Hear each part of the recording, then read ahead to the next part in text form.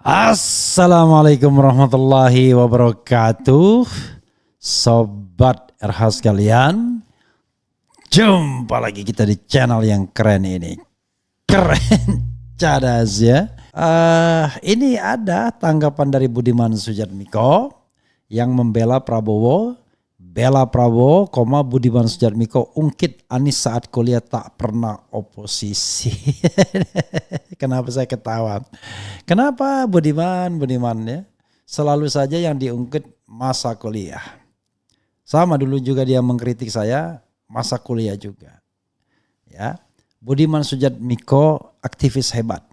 Ya, kita akui kehebatannya. Sayangnya terakhir dia melipir ke Prabowo, entah alasannya apa. Kenapa enggak ke Anies Baswedan, satu generasi ya kan. Anies juga toleran, Anies juga menjaga demokrasi, kan itu cita-cita Budiman. Apakah karena Budiman arus kiri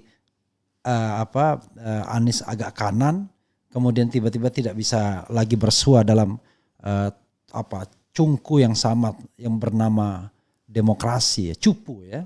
Nah, tapi ini menarik, coba kita bacakan ya apa yang dimaksud Budiman, dan tentu saya bisa juga membantahnya.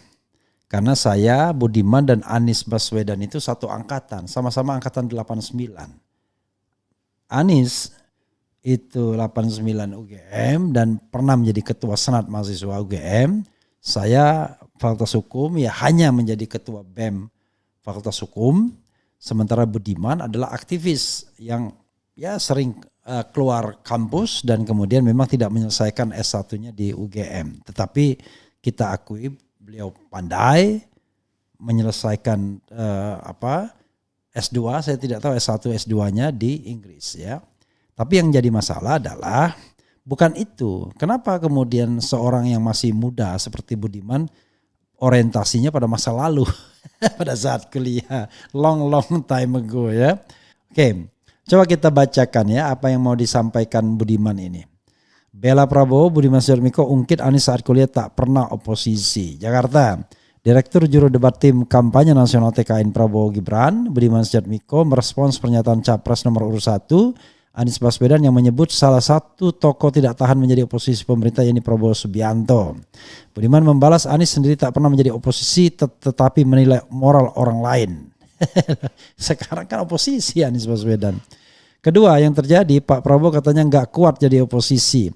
Kebetulan ini dari paslon yang saya tahu juga nggak pernah di oposisi. Waktu kuliah juga nggak pernah jadi oposisi. Jadi belum pernah saya melihat beliau jadi oposisi. Satu angkatan nggak pernah jadi oposisi. Sama-sama ekonomi, satu angkatan, beda jurusan. Intinya apa? Yang tanya juga tidak pernah di oposisi, kata Budiman di kawasan Menteng, Jakarta Pusat, Selasa. Budiman kemudian menyampaikan hal serupa dialami dirinya yang dikenal aktivis menentang Orde Baru, namun memutuskan bergabung mendukung Prabowo di Pilpres. Dia mempertanyakan hak moral apa yang membuat orang lain menilai keputusannya itu lantaran takut lapar dan takut miskin. Mungkin tidak takut lapar, tidak takut miskin, tetapi Budiman tentu punya kalkulasi politik. Dan sah saja kalkulasi politiknya. Ya, nanti kita akan sebutkan ya. Pak Prabowo tidak jadi oposisi, tapi ketika Orde Baru beliau sebenarnya menjadi yang tersingkirkan dari kekuasaan. Sama dengan pertanyaan kepada saya ketika saya gabung ke Pak Prabowo, Budiman gak tahan lapar, gak tahan miskin. Pertanyaannya, apa sih atas moral apa orang lain itu menyuruh saya lapar, kata Budiman. Budiman menilai seharusnya forum debat Pilpres dengan waktu yang terbatas digunakan dengan optimal untuk menggali ide dan gagasan capres lainnya. Loh, orang dijawab tidak pernah mengungkapkan ide dan gagasan kan? Oke, ini kan pertanyaannya angku congkak sekali. Misalnya ada orang miskin jadi kaya, wah kamu gak tahan miskin. Atas hak moral apa yang bertanya? Atas moral apa? Artinya kenapa waktunya terbatas dalam debat Pilpres? Seharusnya bisa memancing ide-idenya dipakai untuk menilai moral, ujar Budiman. Anies sebelumnya menyinggung Prabowo yang kini berada di pemerintahan. Dia menyebut Prabowo pernah menyampaikan bahwa tidak berada dalam kekuasaan maka tidak akan berbisnis. Tidak bisa berbisnis. Seperti disampaikan Pak Prabowo tidak tahan untuk menjadi oposisi. Apa yang terjadi? Beliau sendiri sampaikan bahwa tidak berada dalam kekuasaan membuat tidak bisa berbisnis. tidak bisa berusaha karena itu harus berada dalam kekuasaan. Kekuasaan itu lebih dari soal bisnis. Kekuasaan lebih dari soal uang. Kekuasaan adalah soal kehormatan untuk menjalankan kedaulatan rakyat, ujar Anies saat debat capres di KPU RI Menteng. Ya, saudara sekalian, pertanyaannya ngapain juga Budiman Sujatmiko kemudian mengungkit-ungkit masa lalu ya. Jadi sekali lagi saudara sekalian, apa sih pengertian oposisi itu? Ya, jadi oposisi itu pengertiannya adalah oposisi within the system, oposisi dalam sistem, oposisi outside the system. Ya, jadi kalau kita bicara tentang oposisi di parlemen, ya di dalam sistem atau oposisi terhadap pemerintahan secara formil, maka partai oposisi hari ini yang betul-betul oposisi itu ya cuma PKS. Ya kan? Cuma PKS yang benar-benar beroposisi itu. Sementara partai lainnya itu partai yang lagi galau, partai lagi yang berputar. Pendukung Anies, PKB masih ada menterinya di pemerintahan. Jadi PKS kita respect pada PKS misalnya satu-satunya partai. PDIP belum oposisi secara mutlak, Nasdem belum. Tetapi kenapa harus menyinggung masa lalu misalnya? Ya. Oke, ingin mengatakan bahwa Budiman adalah aktivis yang beroposisi terhadap pemerintahan Presiden Soeharto atau Orde Baru. Iya, ya. Dan kita juga harus akui jasa Budiman Sujatmiko ya sebagai mahasiswa ya bergerak di stream kiri, bahkan tidak mau menyelesaikan studinya untuk terus bergerak, kemudian membangun PRD Partai Rakyat Demokratik. Tapi jangan lupa, Anda juga dikritik juga oleh eksponen 98 ya, mantan teman-teman Anda di PRD misalnya. Walaupun sekarang bergabung kembali dengan Andi Arief gara-gara zigzag politik yang dilakukan oleh Demokrat dan Budiman sendiri. Akhirnya bertemu dengan Andi Arief yang awalnya berbeda. Jadi itulah politik ya. Jadi sekarang pertanyaannya adalah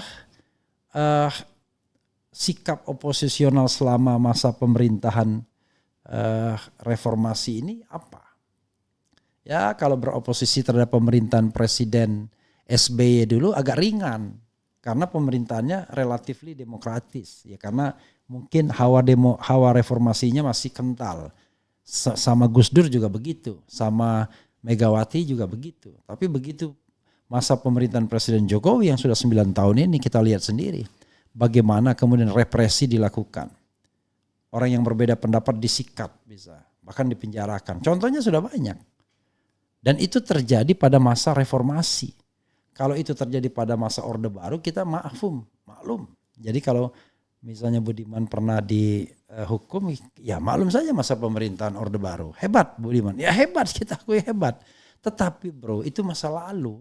Ngapain pula kita mengutak-utik masa lalu. Masa sekarang ini posisinya adalah Prabowo tidak tahan beroposisi karena dia tahu dan dia yakin hanya bisa menang kalau dia digandeng atau digendong Jokowi. Dan untuk itu dia kasih kompensasi anaknya sebagai wakil presiden karena itulah keyakinan dia.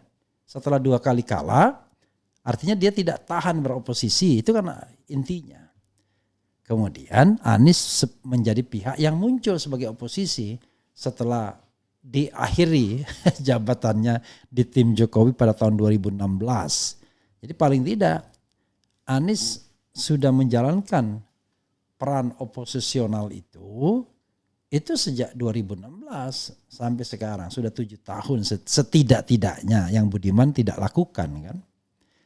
Jadi sama juga dengan saya sejak 2017 lah kira-kira sudah beroposisi, tapi tadi oposisi outside the system. Tapi kan enak oposisi, siapa bilang enak, berapa kali diadukan ke polisi dan bahkan mau ditangkap dan lain sebagainya. Jadi sebenarnya yang kita harus cari itu adalah value-nya. Ya.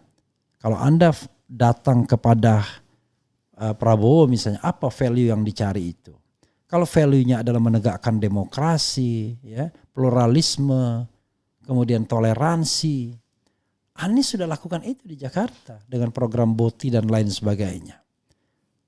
Jadi tidak benar dia kemudian sektarian orangnya. Dia orang modern yang bisa juga memahami demokrasi. Toh sama-sama berpendidikan barat. Budiman di Inggris, Anies di Amerika. Pertanyaannya, kenapa kemudian tidak mau bergabung misalnya ketika kecewa dengan tidak menganggap Anies sophisticated? Terbukti di dalam debat siapa yang canggih? Kelihatan Prabowo tidak memiliki imajinasi, tidak memiliki konsep. Yang ada adalah bluffing saja tentang cinta tanah air. Ya, cinta tanah air kita perlu cek juga apa yang dilakukan selama ini misalnya, apakah betul cinta tanah air misalnya dengan bisnis yang katakanlah bisa dipertanyakan atau dengan penggunaan anggaran yang masih bisa kita perdebatkan misalnya. Jadi sebenarnya ya banyak hal yang bisa kita pertanyakan juga.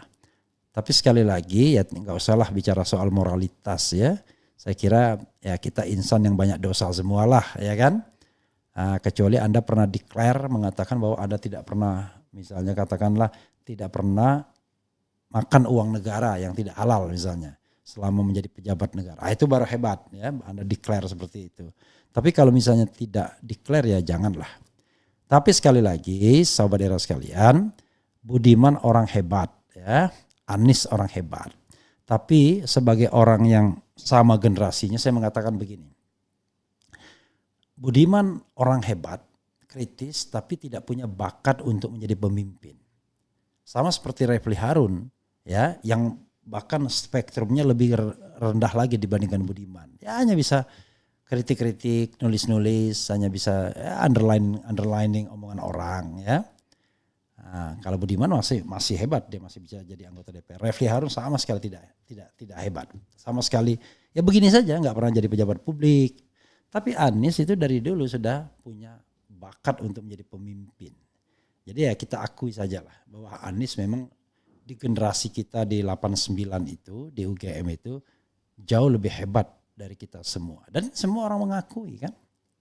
Ya, saya sendiri sejak lama sudah mengatakan dia calon pemimpin. Ketika dia diberhentikan oleh Presiden Jokowi pada tanggal 27 Juli ya 2016